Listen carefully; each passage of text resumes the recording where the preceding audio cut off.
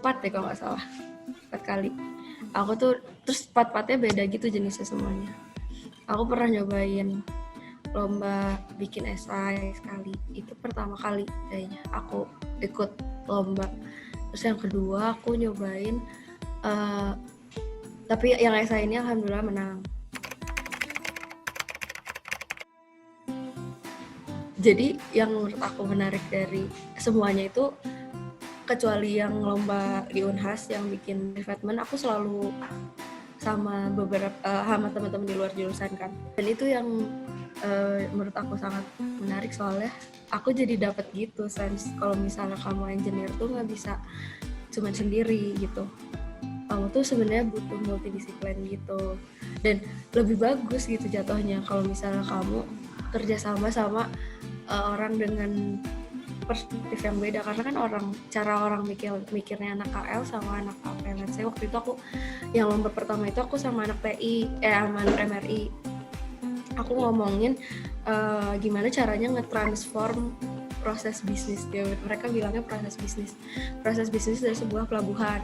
Jadi aku bilang sebenarnya pelabuhan tuh kayak gini loh, masalahnya apa loh di Indonesia tuh sekarang kayak gimana gitu. Nanti sama mereka kita brainstorming gitu.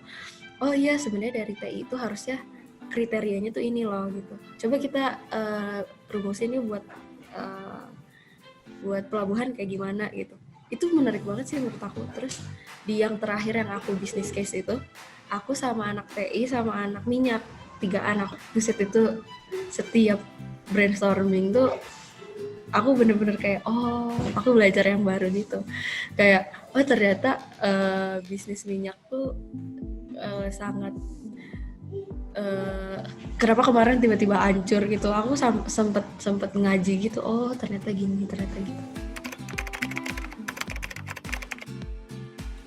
Yang juara tuh esai sama lomba bikin revetment 2. Sebenarnya yang esai itu aku dipaksa gitu sama teman aku, kayak put ini ada temanya kelautan, udah yuk ayo gitu.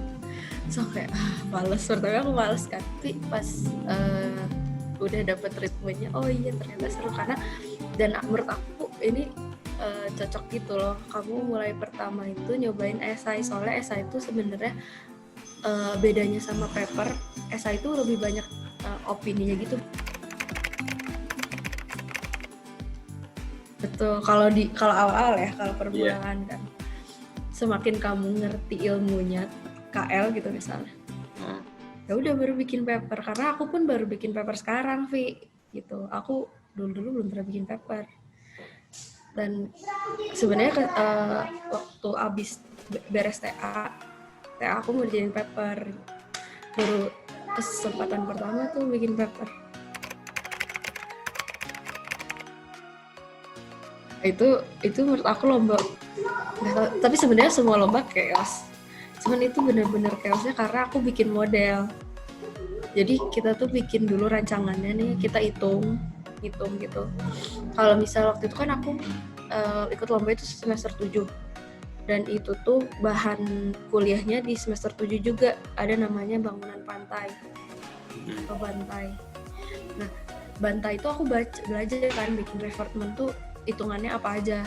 Jadi awal-awal tuh kita ngitung, ya udah kayak bikin tugas kuliah sebenarnya kan itu. Yeah. Terus habis itu yang tantangan tuh bikin model ya.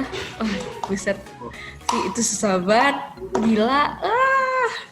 Masalahnya tuh kita harus bikin karena nanti di Unhasnya kita bakal nguji gitu.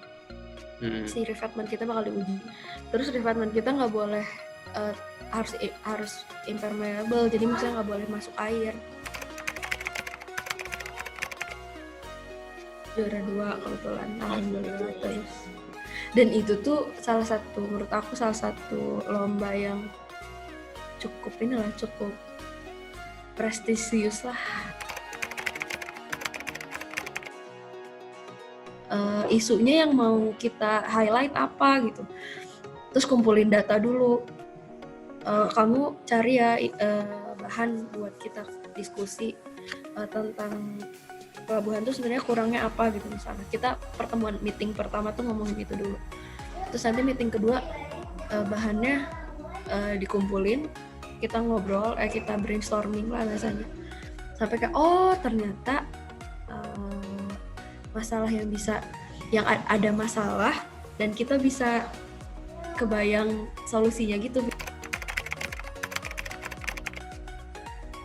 Banyaknya ngitung uang, jadi kita bikin sebuah bisnis. Tapi yang seru tuh ini kan aku ikut di IP Fest tuh yang bikin anak TM. Si IP Fest ini tuh mereka tahap pertamanya kita dikasih case dulu, jadi kita dikasih studi kasus gitu. Jadi ada negara-negara bohongan gitu, fiktif, negara fiktif. Terus mereka punya masalah tentang migas, tentang migas kayak apa namanya waktu itu apa ya? Mereka tuh jadi ada yang punya reservoir gitu. Reservoirnya tuh bisa di laut, bisa di darat. Ya udah di situ kan bisa dibacotin kan sama KL. Ya kalau misalnya sebenarnya kalau di laut, jadi aku kayak ya udah ngomongnya kayak kalau di laut sebenarnya lebih aman, soalnya kamu nggak bakal ada masalah sosial, kamu bisa langsung ekspor pakai vessel gitu. Dia lebih ke ekrek tapi lebih banyak analisis lanjutannya. Jadi kalau misalnya ekrek kan kita ngitung ya udah pokoknya nanti suku bunganya berapa, berarti nanti aku bayar cicilannya berapa gitu kan. Kalau misalnya ekrek kan gitu kan. Kalau ini tuh misalnya aku udah punya tiga alternatif nih solusi akunya. Kita ngelakuin ini. Nanti tuh kita analisis gitu tiga-tiganya. Kalau misalnya bunganya naik turun, yang mana yang paling untung? Ya yang tetap untung.